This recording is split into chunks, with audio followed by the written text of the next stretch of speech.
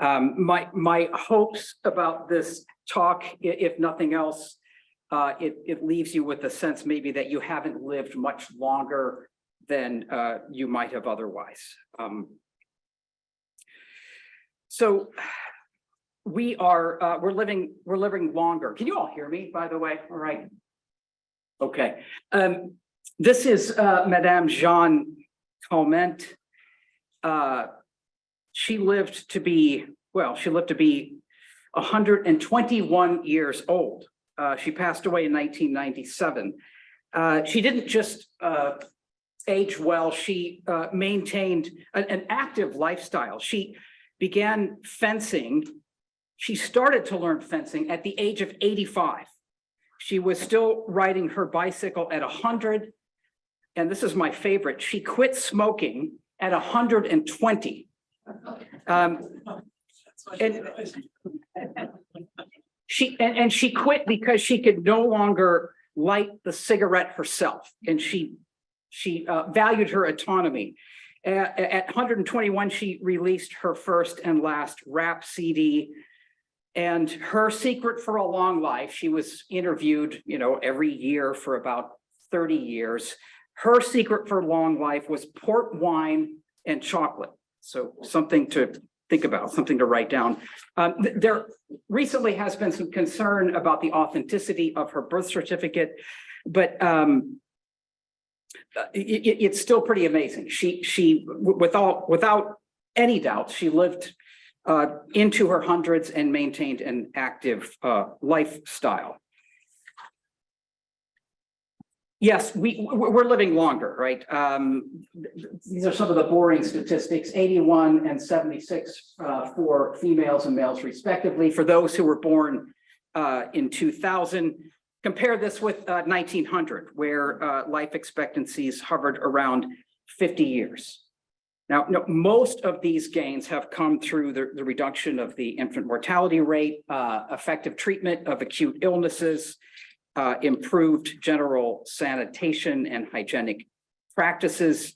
But we've also seen the advent of something else, and that is periods of decline and decay and decrepitude, and the increasing incidences of age-related diseases, Alzheimer's, dementia, heart disease. I think it was one of the president's commissions on bioethics that did a study on aging. I cite something from that later.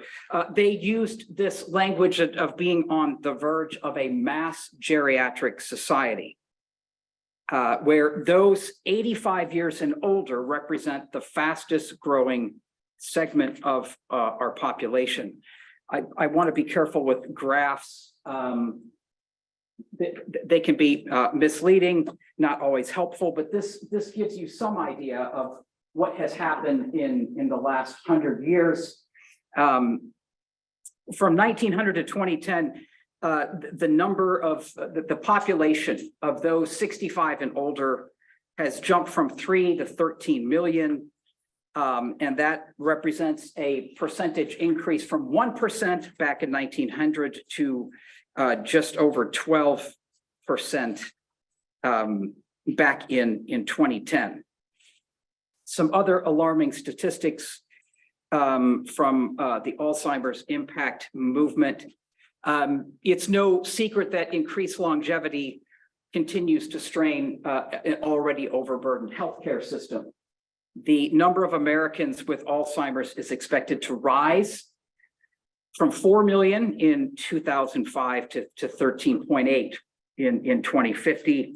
The expenditures there, you can see 206 billion roughly in 2020 is expected to balloon to 584 billion in the next 27 years. And so here is what the President's Council on Bioethics had to say when they were in existence in a work entitled "Taking Care." And this isn't rocket science. This has been well observed in our society. Longer lifespans increase the likelihood now of a prolonged decline. The average American will spend about 2 years in a period of what is called a significant state of decline or disability before death. And the most common chronic illness trajectory, and there have been studies on this, would say that a slow, prolonged decline is going to continue to be the norm. The Rand Corporation did a study a few years ago entitled Living Well at the End of Life. Crazy, it's already 20 years old, this study. But they do a large breakdown into what they call typical chronic illness trajectories. 20 years ago, 20% roughly of all deaths could have this type of somewhat sudden decline, typically due to the onset of some diagnosis like cancer.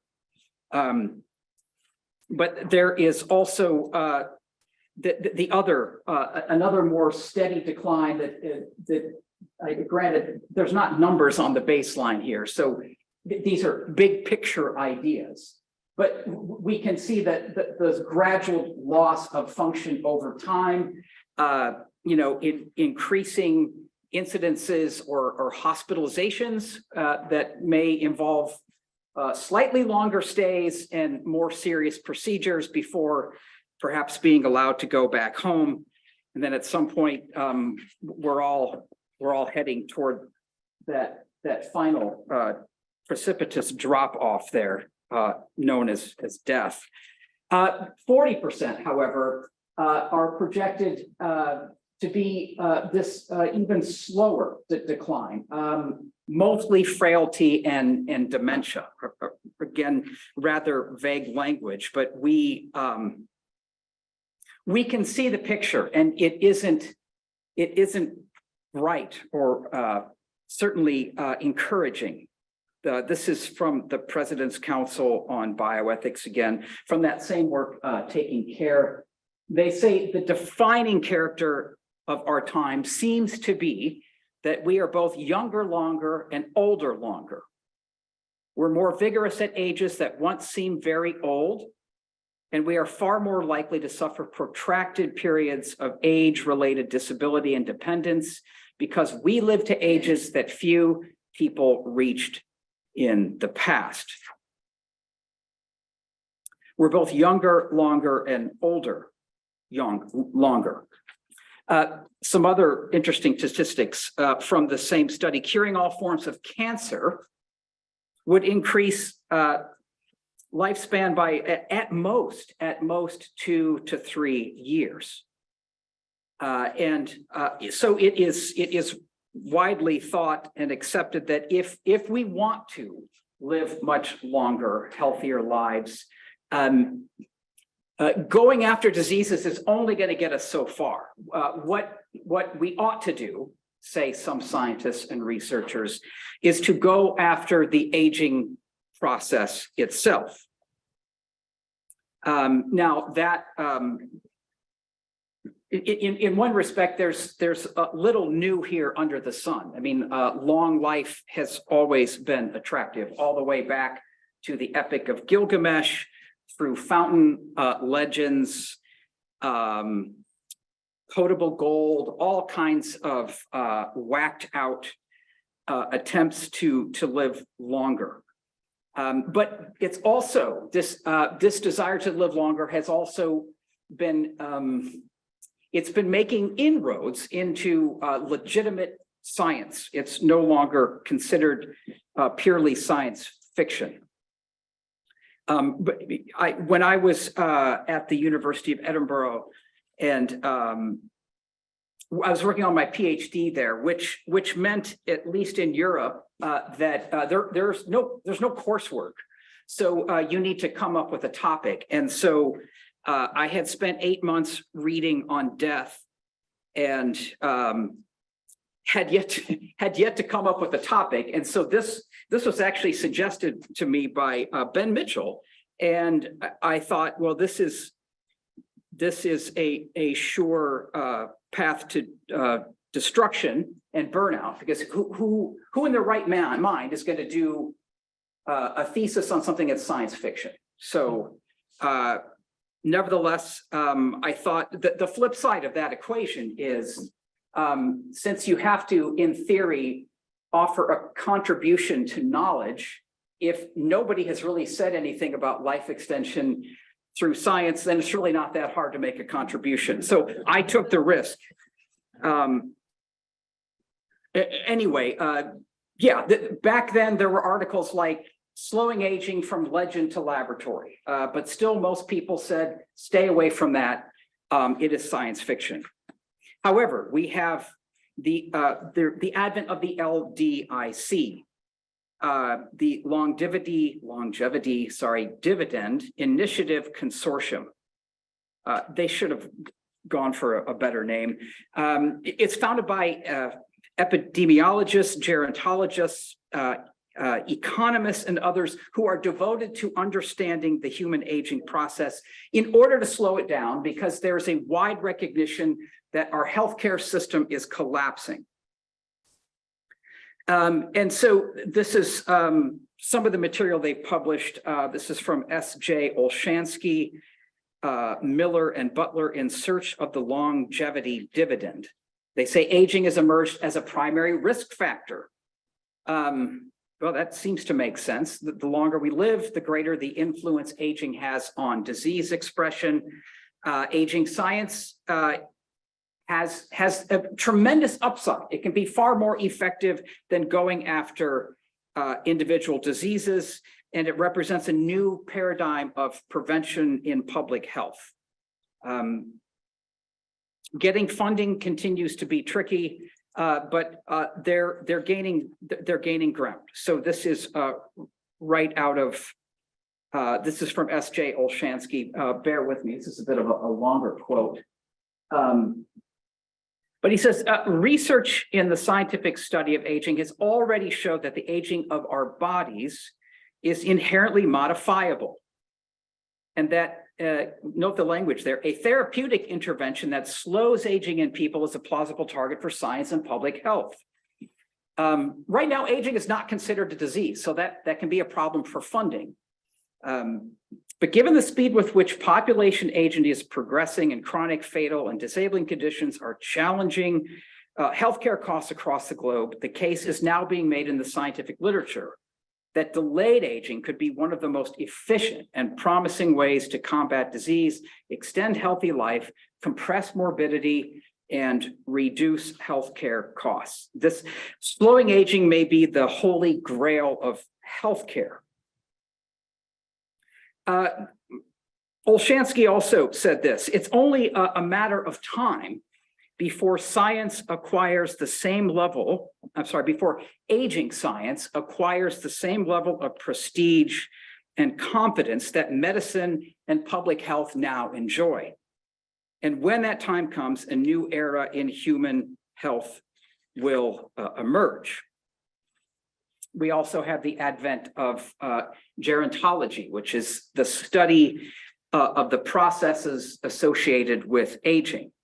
And among gerontologists, there are, among those who see slowing aging as a laudable goal, there are typically two competing paradigms. And the first one is often called the compressed morbidity approach. And it's also, the tagline is usually adding life to one's years. So, I mean, and if we're honest with ourselves, if we make it to 85 or 90, most of us would like to be really, really vigorous, maybe, take up fencing or something, and then get really sick and pass away within a month. That's somewhat attractive. And admittedly, there's so much not known that no one really knows whether or not that's even possible. Like, okay, even if we can slow aging, are we going to compress morbidity, or is it possible that we might actually extend the period of decline? No one knows. The other alternative is just flat out get control over aging and let's try to live to 150 or 200 and then still die quickly. But that is the adding years to life strategy. And then there are more radical forms like Aubrey de Grey, who there's this acronym SENS. He coined that 15 years ago or so. Strategies for engineering negligible senescence, which is just a fancy word for aging. There are some like de Grey who believe that we will make enough advances scientifically in understanding and modulating aging that we'll be able to kind of piecemeal continue to live as long as we want. So say we stumble on some genetic therapy that gives us 2 or 3 more decades. Well, that's 2 or 3 more decades to keep doing research to develop the next bit of technology that might give us a century or more, and so on. There have been lots of successes in the laboratory. So it is spawning a lot of hope that some of these techniques that have been successful in nematode worms and fruit flies and mice will actually be effective for us. This is a smattering, right? So there's known as the DAF, the DAF2 and DAF16 alterations, genetic alterations have doubled the healthy lifespan of nematode worms. And other gene mutations have produced a 7-fold increase in healthy life from 31 days to 100 days. Now, granted, we're dealing with worms who have a short lifespan and are not nearly as complex as humans. Michael Rose developed a selective breeding with fruit flies based on principles of evolutionary biology. And he has, through selective breeding, engineered fruit flies that live 3 to 4 times longer than normal fruit flies. And supposedly their vigor remains intact. I don't actually know how you measure fruit fly vigor, but there is a measurement for that. And he also, for what it's worth, and I mean, this one's not practical at all, but he observed that if you refrigerate fruit flies, they live longer. And there's some evidence with living in colder climates that might help us age more efficiently. But more recently, Harvard scientists have reversed the signs of aging in very old mice with what's known as telomerase therapy. Telomeres are these unencoded tips on the DNA strands in cells. And when cells reproduce and multiply, over time, the telomeres become shorter and shorter to the point where the cells can no longer multiply. That's what's been happening here is that through this adding, again, this is way more technical than I'm qualified to talk about, but the telomeres have been restored and enhanced, and they have allowed cells to replicate longer than what is normal. I mean, most somatic cells have a limit, right? It's called the Hayflick limit. The flip side and the trick there is that when you allow these telomeres to allow cells to continually to divide, they start to mimic cancer. Anyway, there you go. I'll say a few more things. Caloric restriction mimetics is quite interesting, and this is again based on a supposed discovery by Clive McKay back in the 1930s, where if you feed mice less than a 30 to 50% reduced diet, they live longer. Less food, less food, less oxidative stress, less DNA repair. Dr. Guarente at MIT has singled out some genes that mimic caloric restriction. So, I mean, talk about a world market coming to your doorstep. Losing weight without having to change your diet, living longer without actually having to pay attention to your body. Keep the Oreo double stuff coming. Sorry, that's my weakness. So yeah, it's spawned a whole field of known as caloric restriction mimetics. And here's just a couple of examples. The healthy lifespan of mice extended by 70% using a combination of CR, caloric restriction, and genetic engineering. The search is on for a Methuselah pill to produce these effects not only in mice and worms and flies, but one day in humans. There have been some other more recent studies on the benefits of rapamycin. This drug has been out for a while.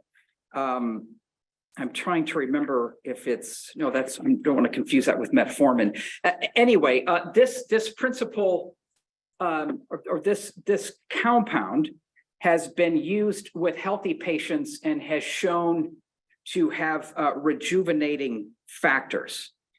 There's several pharmaceutical companies, Novartis is one of them, using other similar compounds to measure and slow down cellular aging. And they measure that through epigenetic clocks, et cetera.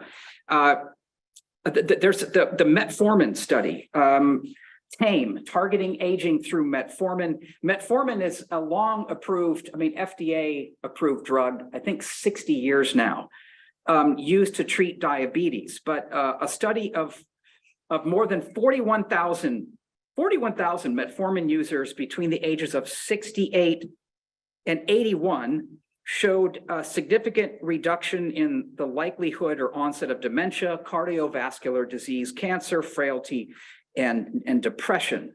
And more recently, there was a group study with a group of subjects who took metformin for 9 years, and they showed a reduction in dementia, depression, cardiovascular disease. And a more recent study of healthy volunteers showed that the age of the blood cells, as measured by DNA methylation, was actually reversing within 1 week of a single 850 milligram dose of metformin. Senolytics is another promising pathway. Sometimes cells, when they've reached their replicating limit, they fail to go through their death sequence properly as apoptosis, and they're known as zombie cells. And zombie cells create inflammation and they contribute to aging. So Senolytics is aimed at cleaning out those zombie cells to at the tissue level to help preserve our human bodies. There's also dasatinib and quercetin. I hope I'm pronouncing that well correctly. Dasatinib is a chemotherapy drug, and quercetin is a molecule found in capers, kale, and red onions. There have been some studies done recently with those who are taking these orally. In fact, for 1 year, there's a group of 9 men. I don't know why there were no women in this study, but 9 men who took 2 growth hormone medications in conjunction with metformin and a powerful caloric restriction mimetic. And they found that when they applied this to mice, they saw that again, they saw signs of reversing aging, which is far more dramatic than they had ever hoped to see. Anyway, yeah, I could continue to multiply these, and I don't know how helpful that will be, but nevertheless, it's hard to stop. And I wanted to, this is the latest. This was published in Cell magazine or Cell journal, I'm sorry, just last month.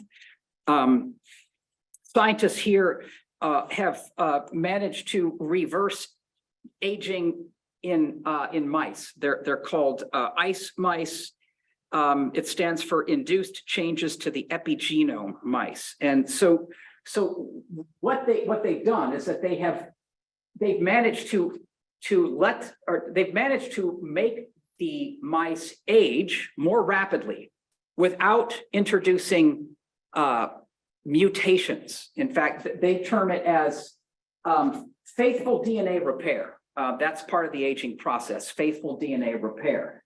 So they were, if you're able to fast forward aging in mice, it's a good way to study whether or not that process can be reversed. And lo and behold, they discovered through the use of 3 different Yamanaka factors. There's a 4th factor that wasn't used. And I don't think we need to go into that level of detail. But what they've recently published is they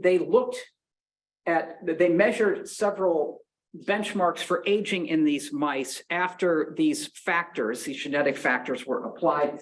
And they noted that there was a 57% roughly reversal in cellular age. So this just wasn't slowing aging down. This was at a cellular level and also phenotypically, just through looking at the mice, looking at their eyes that were clouded over, and then they become clearer again. Shocking changes. David Sinclair says, he's one of the lead researchers. I've been really surprised by how universally it works. We haven't found a cell type yet that we can't age forward and backward.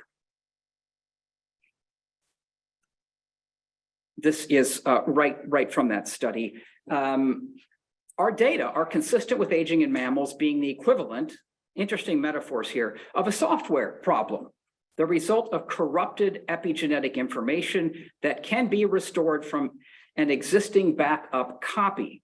It is now apparent that mammals retain a backup copy of youthful epigenetic information that can safely restore the function of old tissues, akin to reinstalling software. They're basically able to take these cells and make them kind of, well, age in reverse. Time magazine recently offered their take on this same study. So it's interesting. Here's David Sinclair again. These words are both exciting and chilling at the same time. He says, we just don't understand how rejuvenation really works, but we know it works.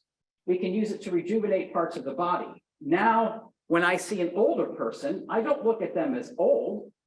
I just look at them as someone whose system needs to be rebooted. It's no longer a question of if rejuvenation is possible, but a question of when. That's kind of interesting. Yes, there's been a whole, just go to Amazon and type in anti-aging, slowing aging. This is just a random sampling. These continue to proliferate. And also National Geographic is getting in on this as well. Their January 2023 issue is dedicated to living longer and better, and they've got an entire 25-page article on slowing aging.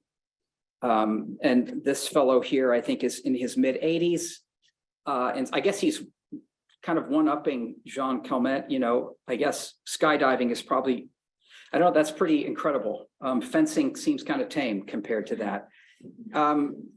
Just one more example, because they keep coming. This is how to be 18 years old again for only $2 million a year. This is a title that was just released in Business Week, and it features the life of Brian Johnson. I mean, he's 45 years old, and I mean, you got to admit he's like pretty ripped. He's an ultra wealthy software engineer, and I'm just now seeing this connection. He actually consumes exactly 1,977 calories a day. And I suspect that it's all vegan, right? And he supplements with metformin and other vitamins. He brushes his teeth with a water pick and flosses before rinsing with tea tree oil.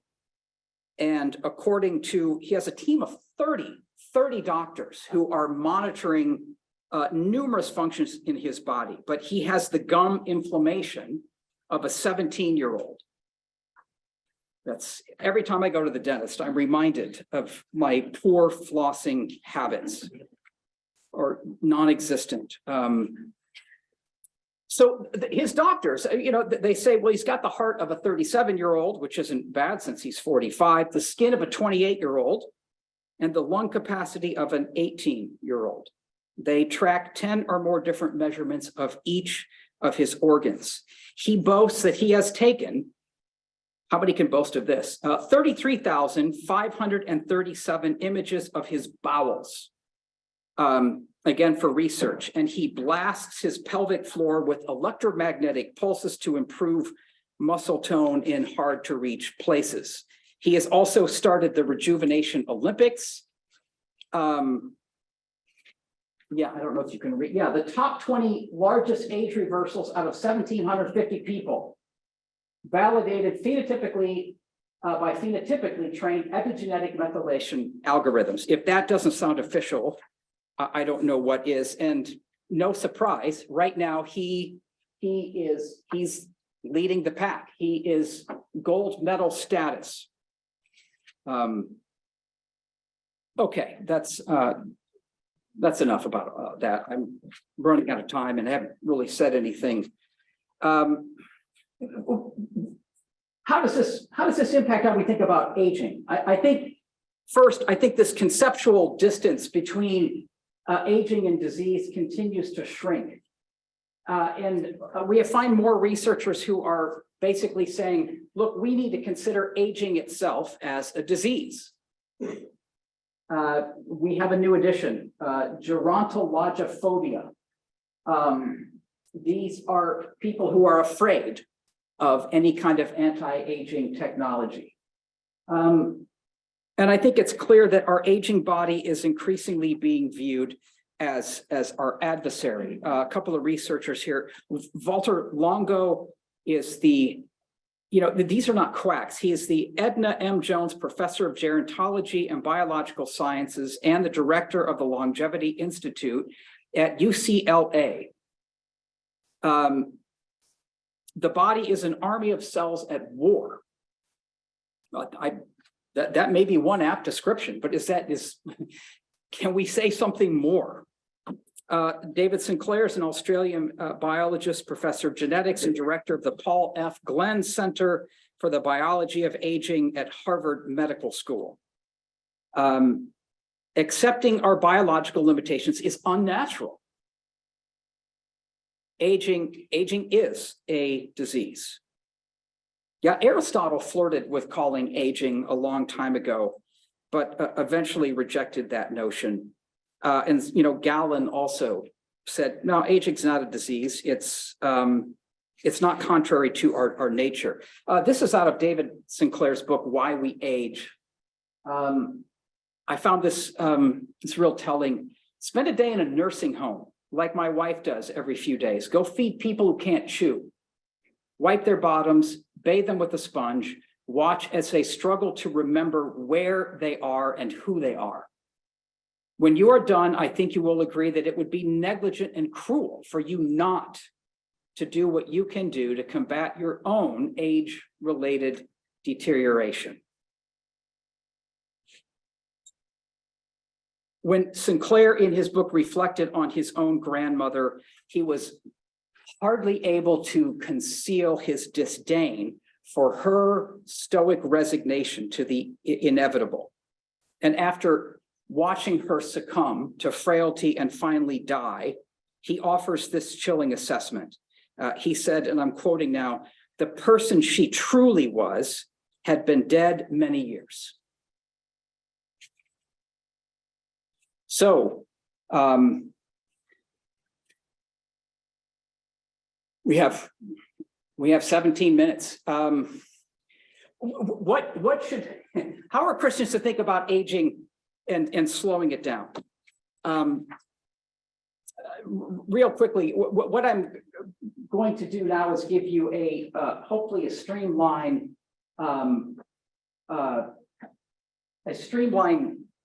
synopsis of my book, and trying to keep it interesting. When I was looking at this quest to slow aging, I stumbled upon the work of Francis Bacon, which it was interesting in his use of Christian theology and biblical metaphors to argue for a new kind of science, a science that aims at instrumental knowledge, not expansive theoretical knowledge that tells us how the world works, but knowledge that we can put to use. And keep in mind, he's writing here in the late 1500s. He saw slowing aging as the most noble goal of medicine. So he's well ahead of his time. And it's interesting, he drew on Eden before the fall as a metaphor. Science will enable us to regain Eden. And what does he mean by that? Well, restoring our place of sovereignty and power over nature, the kind of sovereignty and power that Adam and Eve had, although he probably, to be fair, he probably just thought that was Adam's power over nature. And this led to this is lots of things are going on here in terms of scientific method, etc. But Bacon was part of this two books doctrine where he argued, let the Bible deal with things like formal and final causes, like why we are here, how the world works. Let the second book be the book of nature. Let us investigate that along the lines of efficient causes and material causes. This is Aristotelian language, but it's basically a plea for making science more practical and getting the ethereal stuff out of it. Even while, as he makes these arguments, he's drawing on biblical and theological imagery. So he was sharply critical of Aristotle. Again, I've just mentioned this, namely the dominance of final and formal causes. Final causes ask questions like, what is this for? What's a tree for? Modern science says, who cares? Let's see what it is and find out how it works so we can put it to our own use. So he was sharply critical of those who wanted the big picture and likened them to seeking knowledge on a couch, rather than using knowledge to build a rich storehouse. Note the language here again, for the glory of the Creator and the relief of man's estate. So his plea is construction over contemplation. Knowledge for construction over just contemplating how the world works. Yeah, we're not going to read anymore. We'll say one more thing here. This is just, again, a brief snapshot of his understanding of how this new scientific method will uncover mechanisms of aging and allow us to live a long time, if not forever. And therefore, it is not the pleasure of curiosity. Again, that's kind of a throwing shade at Aristotle, but it is a restitution and a reinvesting in great part of man to the sovereignty and power which he had in his first state of creation, Adam before the fall. And to speak plainly and clearly, it is a discovery of all operations and all possibility of operations from immortality, if it were possible, to the meanest mechanical practice. And so it's no surprise that several contemporary bioethicists have dubbed what we're doing today, and I think we could call aging, aging research, part of this Baconian project, Alan Verhey, in this just wonderful little book, Nature and Altering It. He says, look, this is the narratives of salvation. And he's right. In the myth of the Baconian project, nature is the enemy. Our aging bodies are the enemy. Nature may be and must be mastered. It may be and must be altered. In this myth, technology becomes the faithful savior. Gerald McKinney has summarized the Baconian project with two principles: the elimination of suffering and the expansion of choice. And McKinney asks that wonderful theological and Aristotelian question about purpose. What's the body for? The Baconian project, he notes, not only replaces attitudes and practices regarding the moral significance of the body, its pursuit of health and its susceptibility to disease, decay, and death, but it is itself a set of attitudes and practices regarding the body, and one that is pervasive in our self-formation. We can't engage in these exercises, these scientific exercises and disciplines, without being shaped in some way, is what McKinney is saying, or seems to be saying. And the assumptions, I think, are here. A healthy body is a prerequisite to everything else you want that's good in life. At best, our bodies are neutral. Any kind of suffering is always inimical or hostile to flourishing, and that the body and soul, if indeed there is a soul, I mean, that's antiquated, like religious language, although it's also ancient philosophical language, but the body and soul really don't have much to do with one another. If anything, it's our wills and passions and desires that rule over our bodies. So that was part of my research in Edinburgh, and I have to credit, like, my entire PhD hung on a meeting with a retired history professor at the University of Edinburgh when I was really struggling, and he said, "Hey, you ought to check out Athanasius and early ancient asceticism, because there were strands of longevity preaching there, which I found fantastic and amazing." And I don't know, anytime you can bring the church fathers into a contemporary bioethical discussion, I think that is unequivocally a good thing. So Athanasius, Bishop of Alexandria, he wrote this short work called The Life of Saint Anthony, who he heralded as an example for Christians to follow. Anthony himself fled to the North African desert. Long story short, he treated his body harshly. He fought off demons, fasted and prayed, and tried to live alone, and kept drawing followers and kept drawing further into the desert. But he lived to 105 years of age and seemed to be really largely healthy right before he expired. And Athanasius didn't stop there. He unpacked what Anthony was trying to do. And long story short, he saw slowing human aging as an inevitable byproduct of a spiritual practice of realigning one's soul to God and one's body to one's soul. I know that's kind of it's a reordering, if you will. So he taught, of course, Adam and Eve are finite beings. They were created as finite beings, but he saw this reordering of the body and the soul, where the soul was in fellowship with God, and the desires of the body that waged war against the soul, desires for power, for sex, for food, once those were brought under control, the body itself benefited. And in Athanasian language, Anthony began to reapproach Eden before the fall. He was becoming Adam. this, sin is what led to the disruption of the body and the soul.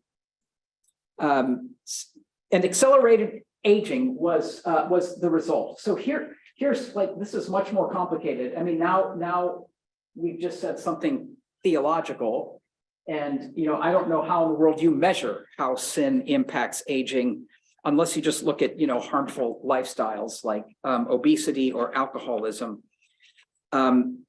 So in Athanasian theology, this is known as he subsumed this under theosis. And again, this is going to be kind of problematic.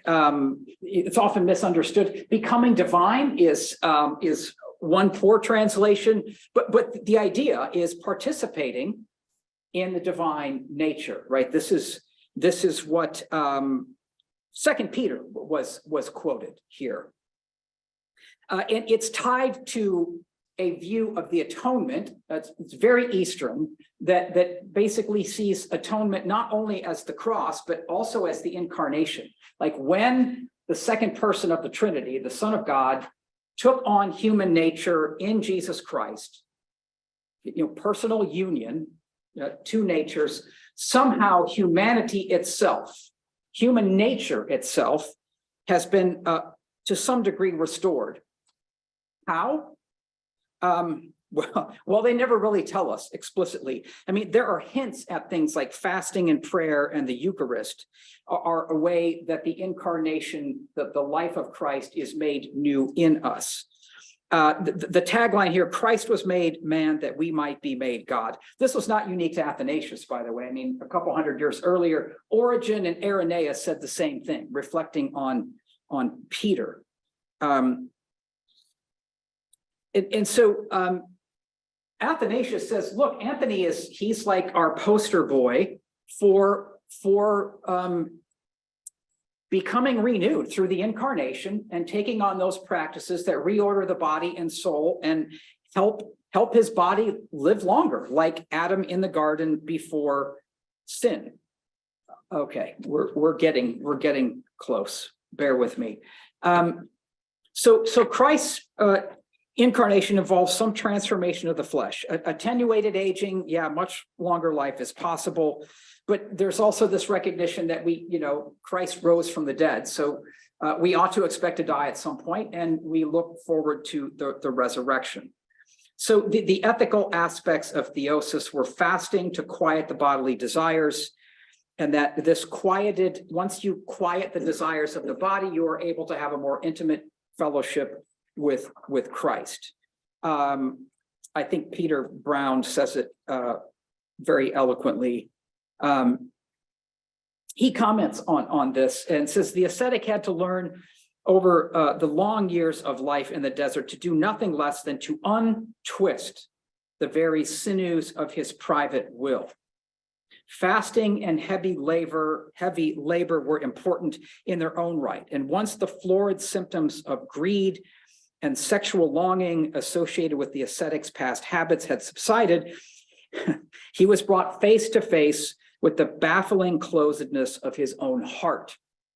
It was to the heart and to the strange resilience of the private will that the great tradition of spiritual guidance associated with the Desert Fathers directed its most searching attention.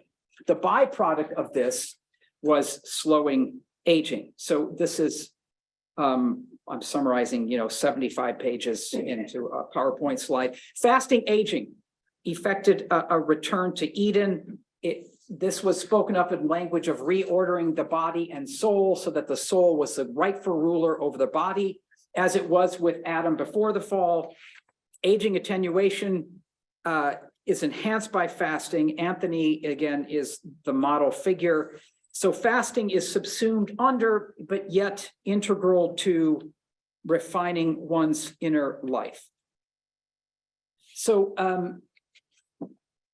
yeah, I can't defend this now, but this was not motivated by a hatred of the body, though there's no shortage of examples among the desert ascetics where you find this kind of torture of the body, because it is, it flirts with dualism and Gnostic thought, Manichaeism, just another early thought where the body is evil. But the positive side of this is that character formation requires attending to the body. And then finally, body and soul were likened to two sides of the ladder by which we ascend to the ladder of humility. Or, sorry, not the ladder of humility, is it? Yes. So this became like a helpful paradigm with which to critique and look at contemporary attempts to slow human aging through caloric restriction mimetics, kind of like a shortcut to maybe seeing the body as both worthy of care and also the locus for the development of spiritual practices. So it made sense to me at the time to reflect on the second Adam, the last Adam. This is Paul in 1 Corinthians, and in Romans 5. And here I wanted to say something more Christological, because I mean, it's hard to refer to prelapsarian Eden and get much out of that, although the Desert Fathers certainly did. But if we want to say something Christian, then like, what a radical idea to like say something about Christ. So I relied on the theology of Karl Barth, and again, we're running out of time here, but I will. I'm going to do this scandalously quickly. Barth was just a remarkable theologian for several reasons, but one of his hallmark contributions was his look at Christology and saying, we don't look at our human nature and then project that onto the human nature of Christ, right? That's completely backwards. Rather, when we look at Jesus as attested in Scripture, that becomes our template for what it means for us to be human. Now, granted, those lines are not always easy to draw, but he concluded that since the biblical witness to the life of Jesus seems to say that he aged, that he grew up and developed and then aged and ate and drank and slept and defecated, that it is proper for us humans to eventually grow old and die. That's a happy thought. But he also recognized that since we are created to be God's covenant partners and God is eternal, that there is this proper desire for us to live a really, really, really long time. And that there's absolutely nothing wrong with that. He even says, he asks rhetorically, what but an unlimited permanent duration can be adequate for the fulfillment of this determination, that is to be God's covenant partner. So on the other hand, if we look at the life of Jesus as determining for what it means for us to be human, then finitude has to be part of it. So he looked at Jesus, and I love this, that he used the same body-soul language, which I think made a nice parallel with the work of Athanasius. And he too spoke of a Christian dualism, if you will, with a proper order, where the soul is the rightful ruler over the body as its servant. And he says, if you want to see an example of this, look at the life of Jesus, whose soul was in perfect subjection to God, and this soul was also the perfect ruler of his body. So I love this part too. So I think it's incredible. So Barth describes sin, or defines sin, in terms of the normativity of Jesus. And he's got several subheadings. So I'm looking at just a couple. The German is utterly probably unhelpful, but he noted that there are, given what we know of the life of Jesus, there's two that are notable. The first is the sin of sloth. Sloth is not laziness. In fact, sloth is the inability to be still and to attend with what really matters. And he said, based on the life of Jesus, it manifests itself in a couple of ways. First, in dissipation. And by that, he means a messed up relationship between the body and the soul. And it manifests itself with respect to time as anxiety. So on the one hand, he says, yeah, we ought to want to live a really long time because we want an eternal relationship with God who as a covenant partner. On the other hand, he says, if you're anxious about the span of your life, that's a sure sign that your body and soul are out of whack and that you're sinning. Here's his language, and I've got like just 6 or 7 more slides, so bear with me. It gets dangerous to have lengthy block quotes this late into. Anyway, so in Trogheit, in Sloth, I love his language here. The body and soul begin to go their separate ways. His soul will no longer control his body, nor his body obey his soul. The two not only contradict one another in their mutual relationship, but also refusing their distinct functions in this relationship, contradict their own essence as the two integrated elements of human nature. So he's not a pure dualist. He would use this cumbersome language of embodied soul and ensouled body. But if the dissipated man wills, as he does, to be without spirit, he has entered on the irresistible way on which he will finally be soulless and bodilyless, the way which can only lead to death. Sorry, it's hard not to quote Bart. He goes on. So he says, we do one of two things. Either we relive our soul or we relieve our soul of its role as ruler and guardian and preserver of our body in pursuit of a spiritual or inward life, or by releasing our body from its service to our soul, allowing it to pursue its own impulses and needs. In practice, and I think this holds true, our lives are marked by a perpetual hovering between these two possibilities, often engaging in both simultaneously, driven by the illusion that releasing the soul from its responsibility to the body, or vice versa, the body's servitude to the soul, is the pathway to liberation. In reality, however, these choices are nothing but what he calls a twofold docetism, a choosing of the flesh. It's basically saying it's an ethereal, it's not real. It has nothing behind it. So looking at the other, sin as anxiety, he says this, Sorge is the German, another word, it would be just care. He sees us as a disruption of the right relationship of man to his temporality. And his descriptions are quite eloquent. Our allotted duration of life becomes unbearable. And it often takes the form of frenetic, ceaseless activity, including our quest for longer life. I can't help but think that if Bart were around today, he would be throwing that term around to describe what I spent too much time talking about earlier tonight.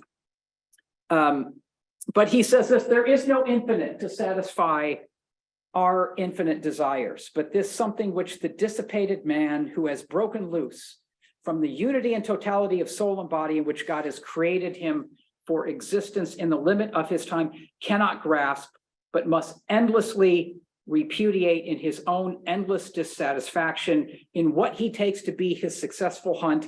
He himself is the one who is hunted with terrible success by anxiety. In sloth, we fret at the inevitable realization that our existence is limited. We would rather things were different. We try to arrest the foot which brings us constantly nearer to this frontier. So in my book, I draw on the two atoms and try to give some type of guidance for how we ought to think about life extension. What I'm not doing, or what I didn't aim at doing in the book, is promoting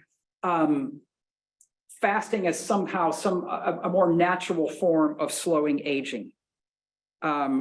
nor is this an attempt to kind of demythologize the Desert Fathers and put science behind what they were trying to say, but rather I tried to develop some type of theological lens looking at the first Adam in the garden and the last Adam, Jesus Christ, as twin focal points. So I do think that current attempts to manufacture a Methuselah pill might very well be described as the fruit of troglodyte or sloth or both. And that the modern biomedical or Baconian project continues to minimize the moral significance of the body. I mean, we are encouraged to be managers now. I mean, recall the words of David Sinclair, like take control of your own aging, be responsible. You don't want to, you don't want someone caring for you when you fail. At the same time, yeah, greater longevity may indeed, beat the byproduct of fasting. We're really close. Some other things. I mean, there's deep ambiguities from a Christian perspective, right? To live as Christ, to die as gain. We're not talking about immortality here. We're talking about possibly, 15, maybe 20 years, maybe a few more, a finite number of healthy years. Is that necessarily wrong? If life is a gift from God, is that necessarily wrong? However, fasting may enable us to become the kinds of people who are less concerned about attaining a longer life. Slowing aging is obviously continues to be morally ambiguous. I didn't consider, Gil Meilander has done an excellent job of considering some of these things. What about the shape of a life? What about natality? What about having kids if you're extending your life? What are the social outcomes? There's answers for all these problems. I think we have cause to be very concerned with, given how we already treat the aged. I don't see a rosy picture developing in the future should life-extending technology ever become a kind of over-the-counter pharmaceutical. I'm going to go back to something in the desert and freedom, and then that I think I ought to stop. Douglas Burton Christie also wrote about the life of Athanasius and what they were aiming for, what Anthony was aiming for. The telos, or the purpose of the monk's life in the desert was freedom. Freedom from anxiety about the future, freedom from the tyranny of haunting memories of the past, freedom from an attachment to the ego, which precluded intimacy with others and with God. There's an irrevocable social component here. They hoped also that this freedom would express itself in a positive sense. Freedom to love others, freedom to enjoy the presence of God, freedom to live in the innocence of a new paradise. Well, that's all I have. Thank you for your patience.